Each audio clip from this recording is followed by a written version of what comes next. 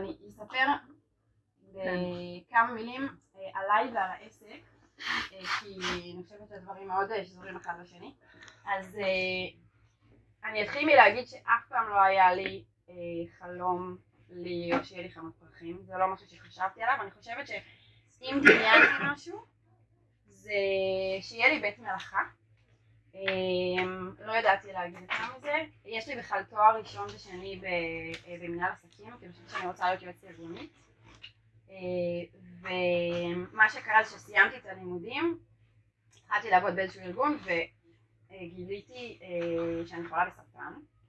ואז זה היה כזה, אני חושבת שהרבה אנשים חווים את זה עכשיו, אני חוויתי את זה לפני קרוב ל10 שנים, איזושהי טלטלה מאוד גדולה בחיים, והבנה שאין זמן לעשות שטויות, ולעבוד ולחיות ליד, ולעשות דברים שהם לא באמת מה שאנחנו רוצים לעשות.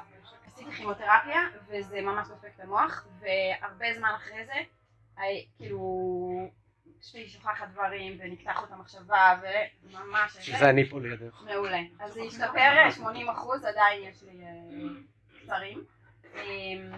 בקיצור, אז היה שנה וחצי של כזה לעצור הכל, לעסוק בעצם ולרפא את עצמי, עברתי ניתוחים קשים בכימותרפיה, מה שהכי עזר לי, זה ההורים שלי גרים בצד השני של הקיבוץ, ליד הנחל, לשכב על הנדנדה מחוץ לבית שלה ולדמיין את הטבע.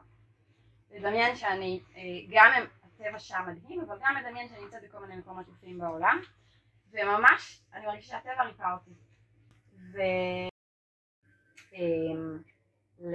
להיות יותר קרובים. הפרחים מבחינתי זה אמצעי, זאת אומרת אני תמיד התעסקתי באמנויות, אף פעם לא האמנתי שאני יכולה להתפרנס מאמנות, אבל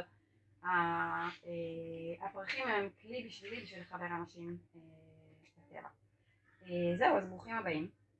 ומה שאני אעשה איתכם זה ממש טעימה ממה שאנחנו עושות פה בסדנאות. ניקח את הכלנית. הכלנית. כן, כן. ביישנית. ביישנית, זה יושבת מאחור צנועה, אם לא יעודדו אותה לדבר היא לא תדבר. עכשיו אם הם יהיו אחד ליד השני, יראו רק אותו, נכון? אז התפקיד שלי בזר הוא לעשות את זה, אוקיי? זה כל התורה.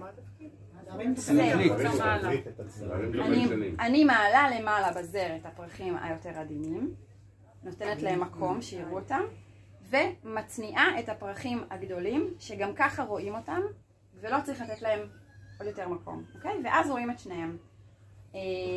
דבר נוסף, עיקרון נוסף, זה מאוד מאוד, אני ניגשת מאוד בצניעות למה שיש לי, ואני בעצם מסתכלת על התנועה הטבעית של הפרח.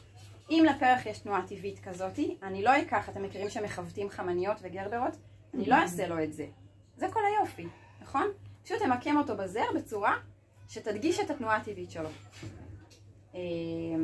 עיקרון אחרון זה עיקרון של המקבצים, שכמו שבשדות בר, בעצם מה קורה? הפרחים הם מתייבשים, יש זרעים, הרוח מפיצה את הזרעים.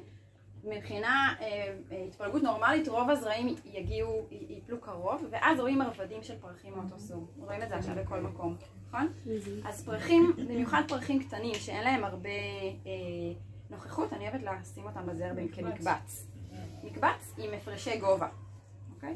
כדי שיראו את שלושתם. זהו, עכשיו